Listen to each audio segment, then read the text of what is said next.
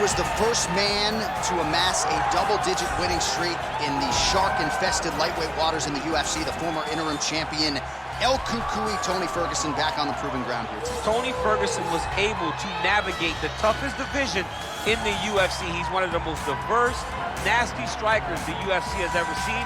And you couple that with that college wrestling background. Every time you step foot in the octagon with Ferguson, you know you have your hands full.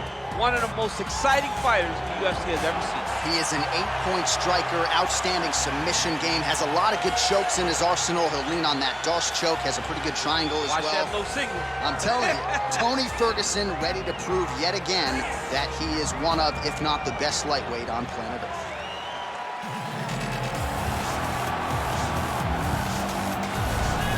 All right, so here he is, one of the more prolific takedown artists in the UFC at present. And when you get some praise from Daniel Cormier, when it comes to your offensive takedown game, you know you're doing something right. And we talk about wrestlers and judo players and grapplers, but this guy just combines all of that. He is able to use foot sweeps with the grappling game. He is able to use throws from judo, and he's able to use wrestling from the wrestling game to take people down. He has an array of takedowns at his disposal, and he uses every single one of them. From the speed of the level change to the timing to the knowledge of where to go next when the guy starts to defend, he's truly, truly something special. I don't think he could take you down, but tonight he doesn't have to. So in this matchup, prevailing wisdom is he'll be able to get this fight to the canvas. And now our tale of the tape for this lightweight fight. Ferguson is 9 years the elder. He is 1 inch taller. He will have a 3-inch reach advantage. All right, now for the particulars, here's Bruce Buffer. Ladies and gentlemen, this fight is 3 rounds in the UFC lightweight division. Introducing first, fighting out of the blue corner. This man is a freestyle fighter, holding a professional record of 26 wins, 8 losses. He stands 5 feet 11 inches tall, weighing in at 155 pounds. Fighting out of Orange County, California, Tony El Cucuy Ferguson. And now introducing his opponent, fighting out of the red corner, a jiu-jitsu fighter, holding a professional record of 20 wins, 3 losses. He stands 5 feet 10 inches tall, weighing in at 155 pounds. Fighting out of Liverpool, England, Paddy, the Paddy, Pimblett! And when the action begins, a referee in charge, Herb Dean. All right, Herb Dean, third man in the octagon for this one. Ready.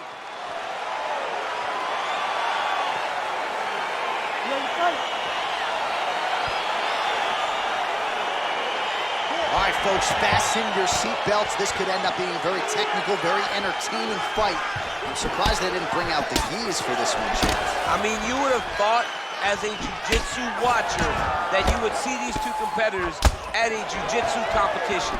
But ultimately, they are meeting in the octagon, and you are about to see jiu-jitsu in the UFC like we've never seen before. Yeah, he's mixed it all up. Oh, lands a stiff punch there. Nice connection. Oh, nice land. Try to establish that jab. And the takedown attempt, but he does not land it. And a nice jab there, champ. The jab was a lost art in mixed martial arts. Guys have found it, and they are fighting behind it real well. Both guys throwing potential fight enders here in the early going. Oh, yeah, right hand. Watch it, there's the early takedown, and this might just be a matter of time. Oh!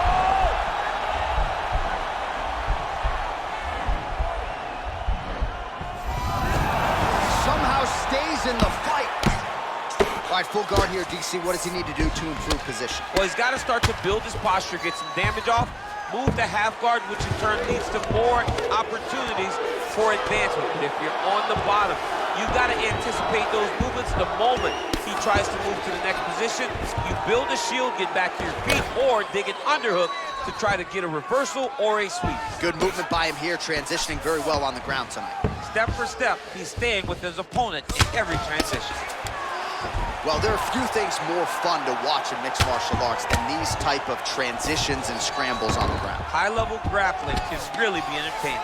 All right, dominant position here. He's got the full mount. A lot of different ways he can go here. Maybe try to find an arm bar or just get the ground and pound. He can attack submission, but those submissions will present themselves once he is landing that brutal ground and pound he is known for. Because then his opponent will start to get a little bit desperate to get out from under him, which will then in turn leave arms dangling, or he'll turn to his knees and get choked out. Now he shakes the triangle. And this could be trouble here. Looks like it's pretty tight. He's trying to work his head out of harm's way. It might be over. Oh!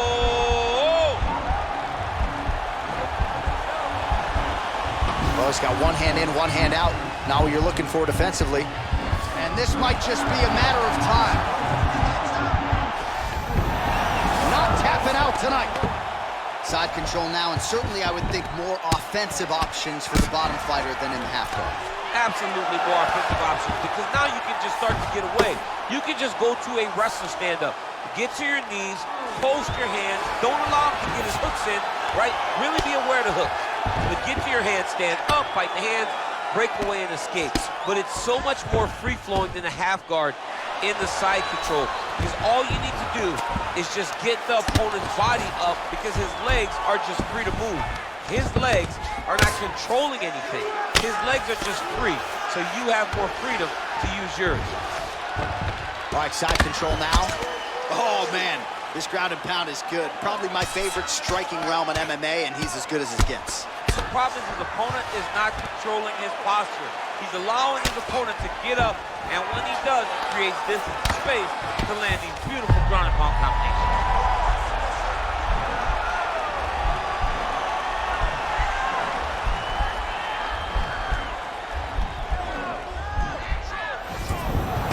And he's out. Strong bottom work here, staying busy. All right, DC, half guard position here. You've done a lot of good work in this spot in your career. Oh, man, I love this position, and you see this fighter today loves it too. It is the most secure position in fighting. You get an underhook on one side, you keep a half guard on the other, and then you just go to work. It's the safest position, especially for a wrestler. All right, so he's sort of turtled up here. Not great body language. Perhaps he's trying to bait him in a little bit. All right, he's got the hooks in, DC, working off of his back. Now look for him to attack the neck of his opponent to try to get the rear choke. Oh, how about the speed on that reversal there? I mean, I know you can get out of some bad spots, but not with that type of speed. You cannot allow... Oh, wow, oh!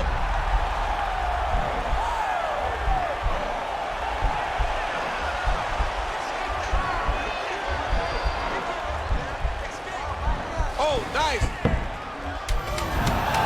Nicely done. Pretty good work with the strikes here off of his back by Ferguson.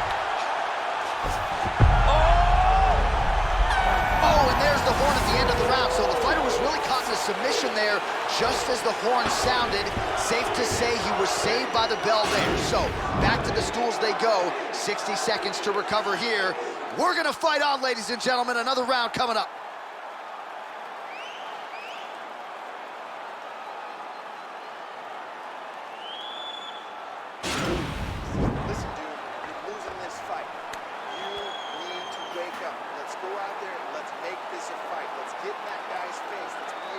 The clock has now begun for our next round. We saw some pretty good submission attempts in that previous round. Do you expect more where that came from here, champ? Most of these fighters are grappling-heavy fighters, and that is exactly what they are going to do. They're going to continue to attack submission attempts and see who first can get the finish. Starting to do some really significant damage to the body here. Another strike lands there.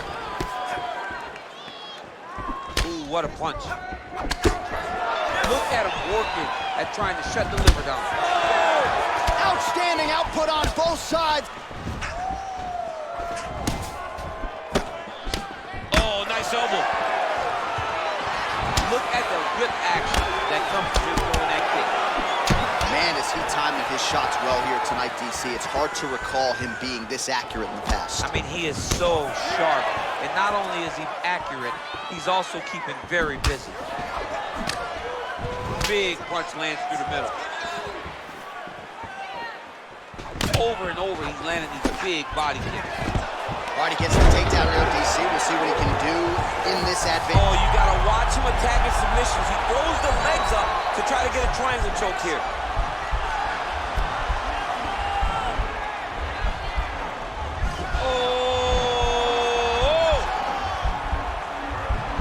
Oh, he postured up there, and he's out.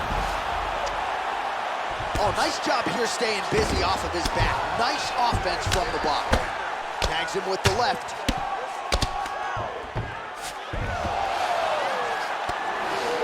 Oh, wow, that happened quickly as the fighter reverses position there on the ground. Unbelievable position change. Wow, what a transition. Oh, nicely done there as he escapes back to his feet. Oh, and he connects with a punch there, DC. You gotta like what you're seeing, Muscle. I mean, the speed at which he throws is crazy. Oh, he hurt him bad with a jab.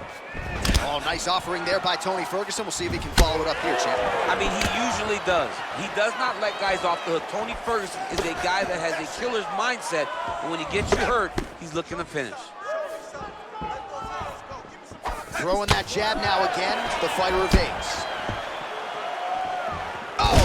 Strike lands there, and somehow his opponent's chin held up. His opponent's chin held up, but you do not want to be on the receiving end of those types of strikes. All right, so he's landed some good shots. You hate to be overly critical, but nothing really in terms of combinations tonight. Well, the jab has been looking great.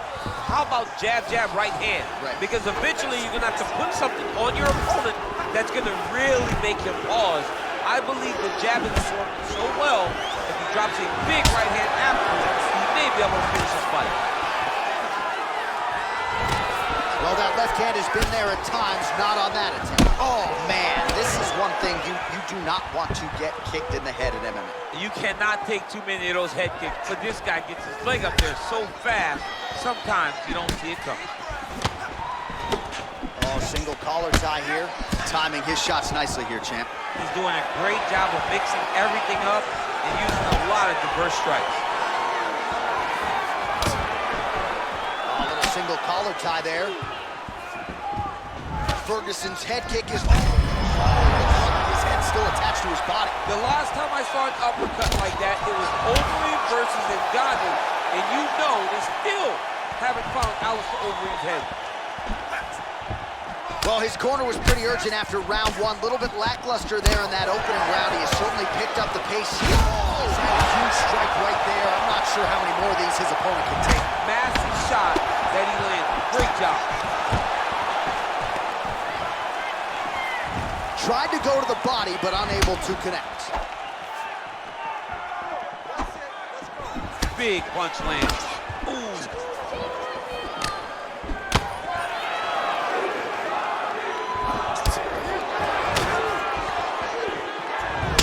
Kick lands, he's hurt. Left hand punch from the clinch. When you're in the clinch, you can pull down on the head and land these beautiful punches to the head.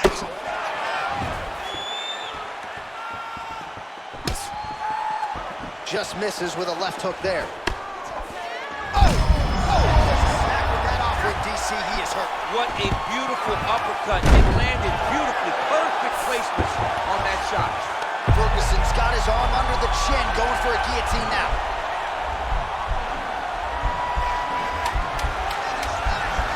Oh, nice guillotine there.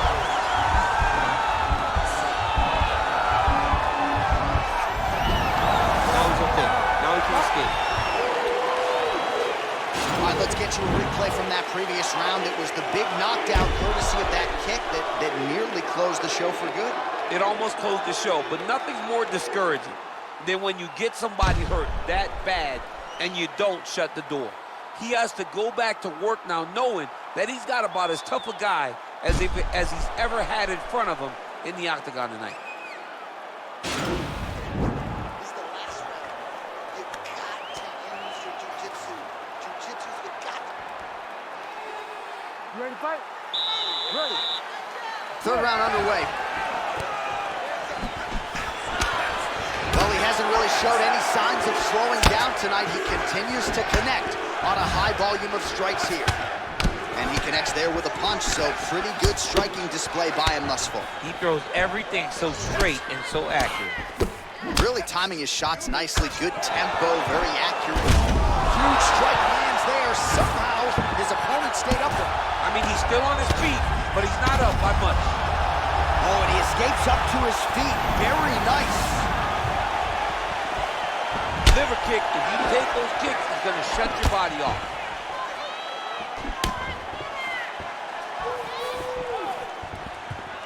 Oh, huge kick to the body. Oh, diving punch lands. Now he's on top of him looking for the finish. Oh, nicely done there as he escapes back to his feet. Beautiful punch. What a takedown. Man, look how flexible those legs are. He's got him in rubber guard. I don't think I could do that if I tried.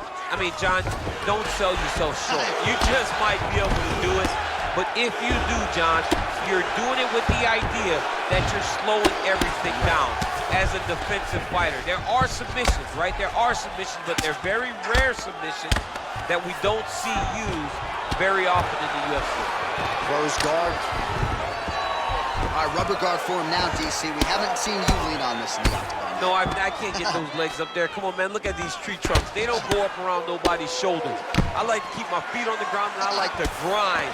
That's what I'm known for. But this guy has that dexterity. He has that ability to throw up the rubber guard, to be able to threaten from a position where his opponent was trying to find safety. There are many, many attacks here. Let's see which one he chooses to go after. Oh, reversal here, DC. What a way to switch the position. Fantastic movement by the bottom fighter. Ferguson's got the full mount. Oh, looks like he's transitioned to an armbar. You cannot stay in the guard of these great jiu-jitsu guys.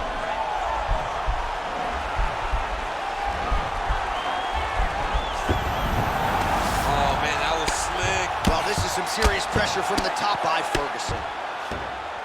Bottom fighter trying to control posture, unable to do so. And now he's in a lot of danger. He's got to grab that head or he's going to get blasted. Oh, that'll work. The ground and pound strike is good. All right, so inside the open guard of his opponent. You got to be careful playing around for too long here on the ground with this guy. I mean, how many can he take? Oh, now trying to isolate an arm, DC. He needs to move his hips back to cover. He cannot allow him on that angle.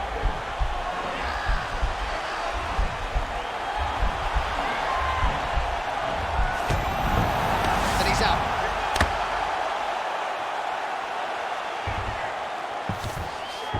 All right, bottom fighter here, maybe looking to hip escape, DC. All right, so you got to be careful playing on the ground with this guy. You don't want to mess around for too long. I love watching this guy move on the ground. Another nice transition there. Such a high-level grappler. You don't see that very often. Oh, crucifix from the top position, DC. If you're on the bottom, what are you trying to do to get out? On the bottom, you've got to start bridging. You've got to drive your feet and your heels into the mat. Start bridging and turning side to side, hoping that one of the arms slip through the cracks so that you can try to get back to a position. Now the guy's got armbar. He's attacking it on him.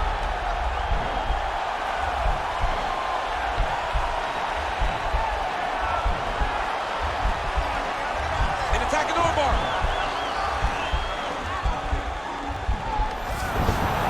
Nicely done.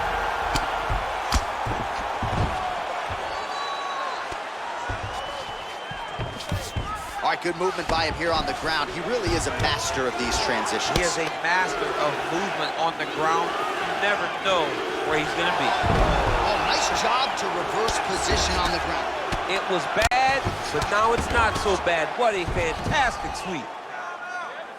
Working off of his back here. Looks like he may try to hip escape. He's got his chin in, but now it's starting to slip under the neck.